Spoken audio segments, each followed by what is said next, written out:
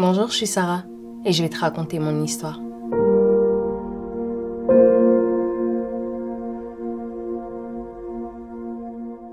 Je suis le fruit d'un adultère, c'est-à-dire que mon père était déjà marié quand il a rencontré ma mère.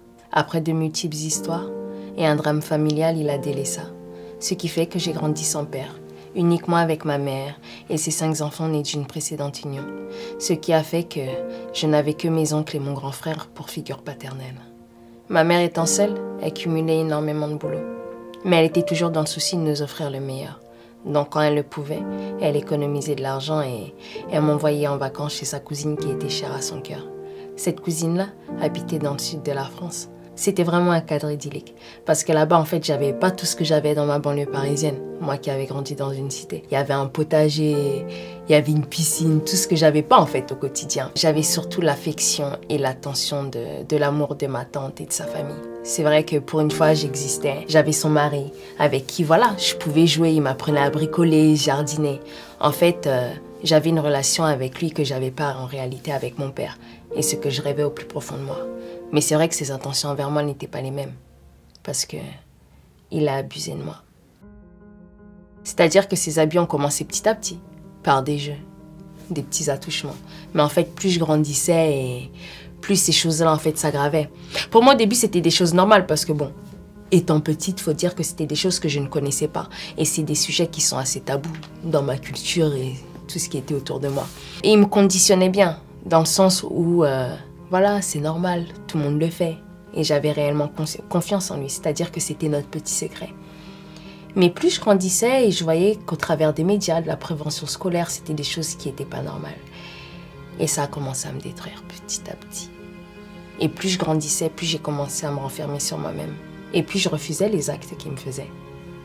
Mais il avait tellement d'influence. Il avait tellement de pouvoir au niveau de ma famille.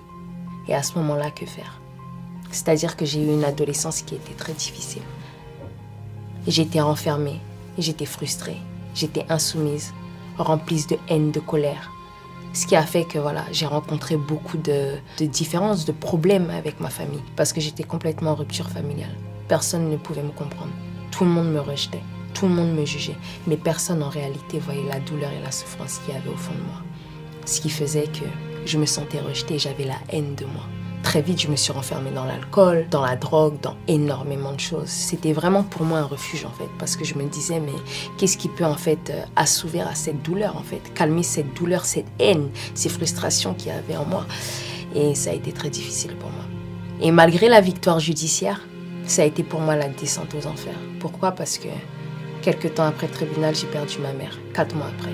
Ma mère est décédée d'un cancer. En étant adolescente, ça a été très compliqué pour moi. Parce que j'ai connu les tentatives de suicide, les hôpitaux psychiatriques, les médicaments. Après tant de souffrances, honnêtement, je savais plus quoi faire.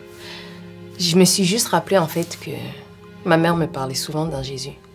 Je me souvenais des prêches que j'entendais quand j'allais à l'église, quand j'étais petite, parce que bon, j'ai quand même grandi dans la foi chrétienne. Mais ce Jésus-là, pour moi, il me paraissait juste inaccessible en fait. Il pouvait faire dans la vie des autres, mais pas dans la mienne. Et à un moment de ma vie, bon, il est vrai que je me suis tournée vers lui. Mais j'avais une grosse difficulté, c'était d'accepter son amour et d'accepter Dieu en tant que père. Parce que je ne savais pas ce que c'était avoir un père et l'amour, moi, je ne connaissais pas.